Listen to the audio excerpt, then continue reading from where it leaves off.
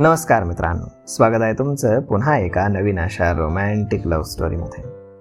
तर मग चला सुरुवात करूयात आजच्या या भागाला. तिचे केस थोडेसे साईडला गेले होते आणि समीरला तिच्या मानेवरती दातांचे निशाण दिसले. त्यानं थोडं वाकून जवळ पाहिलं आणि त्याचे डोळे रागाने भरले. गाथा, माझ्याकडे पहा, समीर एकदम गंभीर आवाजात बोलला आणि तिनं भीतीने नाहीमध्ये मान डोलावली. गाथा, माझ्याकडे पहा, तो आवाज चढवून बोलला. गाथानं मान वर करून भीत भीत त्याच्याकडे पाहिलं. त्याने तिचे केस पूर्ण मागे केले आणि निरखून पाहिलं. तिच्या गळ्यावर, खोल गळ्यावर, खांद्यावरती दातांचे निशाण उमटलेले होते. त्यानं डोळे गच्च मिटून घेत पुन्हा उघडले. व्हॉट इज दिस? समीर शांत परंतु धारधार आवाजात बोलला आणि ती घाबरली. आय एम सॉरी जीजू, ती रडत बोलली. सॉरी? सॉरी नकोय मला. हू डिड दिस? कोणी केलं हे? तो आता तिच्यावरती ओरडला आणि गाथा दचकून जास्तच रडायला लागली. समीर दादा, काय झालं? राजनने विचारलं. काय झालं? तू केलंस हे? How dare you? समीरनं राजनची कॉलर पकडली. जीजू, गाथा घाबरून बोलली. पण दादा, अरे मी केलंय तरी काय? राजन बोलला. तुला माहित नाही तू काय केलंस? तू तिच्यासोबत जबरदस्ती केलीस? How dare you? समीरने त्याला दूर ढकलून राजनला खाली पाडलं. व्हॉट? जबरदस्ती? तेही गाथासोबत? तुझं डोकं फिरलंय का? राजन बोलला. खोटं बोलू नकोस राजन. गाथाच्या अंगावरती हे निशाण पाहून कोणीही सांगेल की तिच्यासोबत जबरदस्ती करण्यात आली. का केलंस तू असं? प्रेम करतोस ना तिच्यावर? तिला तुझ्यासोबत किती विश्वासानं पाठवलं आणि तू विश्वासघात केलास. बाबांना कळालं तर जीव घेतील ते तुझा. समीर दात आवळत रागानं बोलला. गाथासोबत असला घाणेरडा प्रकार करण्याचा मी स्वप्नातही विचार करू शकत नाही. गाथा, टेल हिम, हे मी केलेलं नाही. राजन बोलला आणि गाथा नुसती रडत होती. तू नाही तर मग कुणी केलंय? ती तुझ्यासोबत इथे आली होती. समीरनं पुन्हा त्याची कॉलर पकडली. दादा, माझ्यावर विश्वास ठेव, मी काही केलेलं नाही. राजन बोलला. जीजू, त्यानं काही केलं नाही. गाथा रडत बोलली. मग कुणी केलं आहे? हू डिड दिस? समीर तिच्या जवळीत बोलला. सॉरी जीजू. ती रडत होती परंतु देवचं नाव काही सांगत नव्हती. Shut up. मूर्ख मुली, तुला अक्कल आहे की नाही? तुझ्यासोबत तू हे कसं घडू दिलंस? समीर चिडून बोलला. सॉरी जीजू. सॉरी नकोय मला, नाव सांग त्याचं. कुणी केलं हे? समीर बोलला. या सगळ्याला मी जबाबदार आहे. देव रूमच्या दारात उभा राहून बोलला. राजन आणि समीर आणि गाथा त्याच्याकडे पाहू लागले.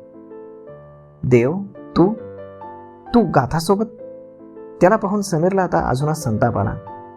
त्यानं त्याच्या गुच्चीला पकडून समोर आणलं. समीर, माझं ऐकून घे, देव बोलला. तुझी हिंमत कशी झाली तिच्यावर वाईट नजर टाकण्याची? बजावलं होतं ना, तिच्या आसपास देखील फिरकायचं नाही. मग का तिच्या मागे लागलायस? तुझं प्रेम नाही तिच्यावर, मग का तिला त्रास देतोयस? आणि हे सगळं करताना तुला जराही लाज वाटली नाही? असं म्हणत समीरनं त्याला मारण्यासाठी हात उचलला आणि तितक्यातच गाथा दोघांच्याही मध्ये आली. जीजू प्लीज, यात त्यांची काही चूक नाही. मी स्वतःहून, ती रडत बोलू लागली.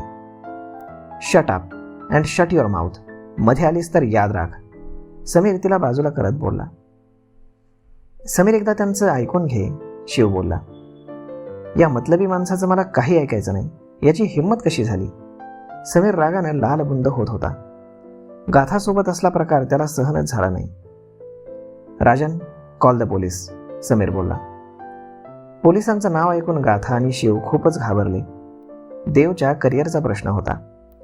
चूक तर त्यानं केली होती. त्याला माफ करणं ही बरोबर नव्हतं, परंतु हे प्रकरण जर पोलिसात गेलं तर गाथाचीही तितकीच बदनामी झाली असती. नो जीजू, प्लीज माझं ऐकून घ्या. यात देवची काही चूक नाही. मी स्वतःहून. बोलताना गाथाला भोवळ आली आणि ती खाली पडणारच तेवढ्यात देवनं तिला सावरलं.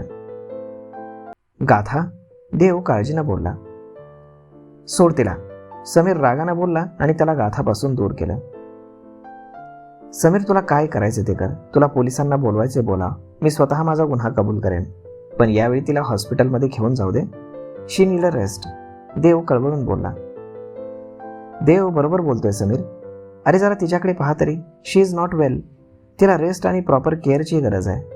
शिवनं समजावलं. समीर गाथाकडे पाहत होता. तिची तब्येत खरंच बिघडत चालली होती. राजन, ड्रायव्हरला गाडी काढायला सांग. राजन लगेचच रूमच्या बाहेर गेला. समीरने तिला दोन्ही हातांवर उचलून घेतलं आणि रूमच्या बाहेर पडला. शिव आणि देव त्याच्या मागे गेले. समीर गाथाला घेऊन दवाखान्यात आला. दवाखाना छोटा होता, परंतु बऱ्यापैकी सुविधा तिथे होत्या. प्रायमरी ट्रीटमेंट करून तो तिला मुंबईला घेऊन जाणार होता. शिव आणि देवनं तिथील डॉक्टरांना त्यांची ओळख सांगितली आणि स्वतः गाथाला ॲडमिट केलं. तू तिच्या जवळही जायचं नाहीस, समीर देवला बोलला. ओके, मी पाहतो, शिव बोलला आणि त्यानं स्वतः गाथाला सलाईन लावलं आणि तिला नीट चेक करून पुन्हा काही इंजेक्शन्स सलाईनमध्ये सोडले. देव, समीर आणि राजन तिथेच उभे होते. आता ठीक आहे, ती स्ट्रेस जास्त असल्यानं असं होतंय, समीर बोलला. हे सगळं या माणसामुळे होत आहे. मन करते की याचा जीव घेऊ, समीर मोठी आवाजात बोलला. दादा, राजननं त्याला रोखलं.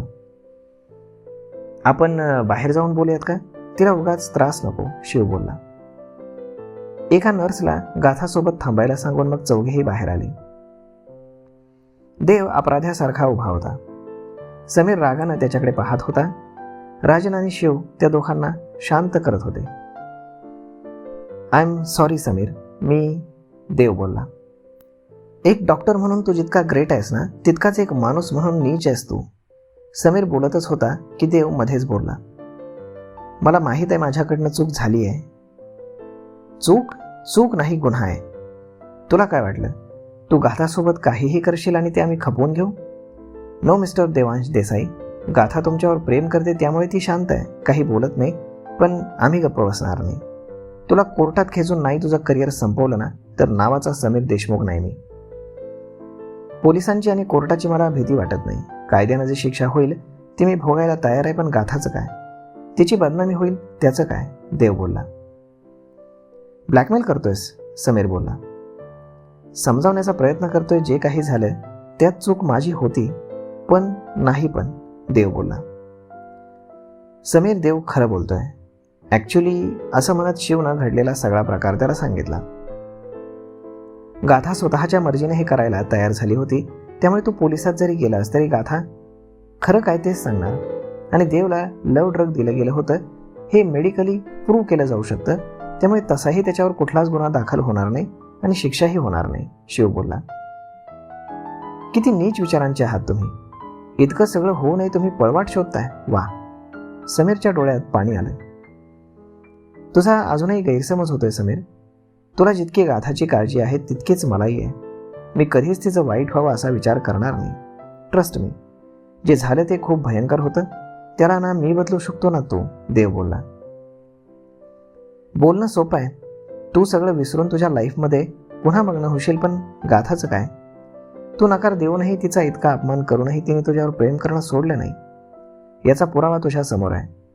ज्या व्यक्तीला तिच्या भावनांची, तिच्या प्रेमाची कदर नाही, कितीही प्रयत्न केले तरी तो तिचा होऊ शकत नाही हे माहीत असूनही तिने इतकं मोठं पाऊल उचललं. खरंच प्रेमात माणूस आंधळा होतो म्हणतात ना, ते आज पटलं. तुला वाचवण्यासाठी तिने तिच्या भविष्याचा, तिच्या फॅमिलीचा जराही विचार केला नाही. असं म्हणून समीर गाथाकडे निघून गेला. इकडे गाथाला जाग आली होती. ती रूमच्या छताकडे फिरणाऱ्या पंख्याकडे पाहत होती. डोळ्याच्या कोपऱ्यातनं अश्रू वाहत होते. तिची अवस्था पाहून समीरला खरंच खूप वाईट वाटत होतं. गाथा, समीर तिच्या जवळ येऊन हळू आवाजात बोलला. जीजू, ती एकदम रडक्या आवाजात बोलली. समजावलं होतं बेटा तुला, तरीही तू इतकी मोठी चूक केलीस, समीर बोलला. आय एम सॉरी जीजू, माझ्याकडे दुसरा पर्याय नव्हता. मी देवला कशी मरू देऊ शकत होते? त्यांना काही झालं असतं तर माझाही जीव गेला असता जीजू, ती रडत बोलली. त्याचा विचार करून त्याला वाचवलंच ग, पण आता बाबांचं काय? त्यांना हे सगळं कळालं तर काय होईल याचा विचार केलास का तू? समीर बोलला.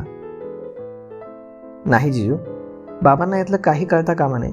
तुम्हाला माझी शपथ आहे, तुम्ही बाबांना काही सांगणार नाही. त्यांना काही झालं तर मी स्वतःला कधीच माफ करू शकणार नाही, गाथा घाबरून रडत बोलली. तर मग मित्रांनो, तुम्हाला काय वाटतं? हे लव ड्रग देवला दिलं तरी कोणी आणि का, कशासाठी? पाहूयात पुढच्या भागामध्ये. तोपर्यंत तुम्हाला आजचा हा भाग, ही लव्ह स्टोरी कशी वाटली हे तुम्ही आम्हाला कमेंट करून नक्कीच सांगा. आणि जर आवडली असेल तर आपल्या जवळच्या मित्रमंडळींसोबत देखील हा व्हिडिओ तुम्ही शेअर करायला विसरू नका. धन्यवाद.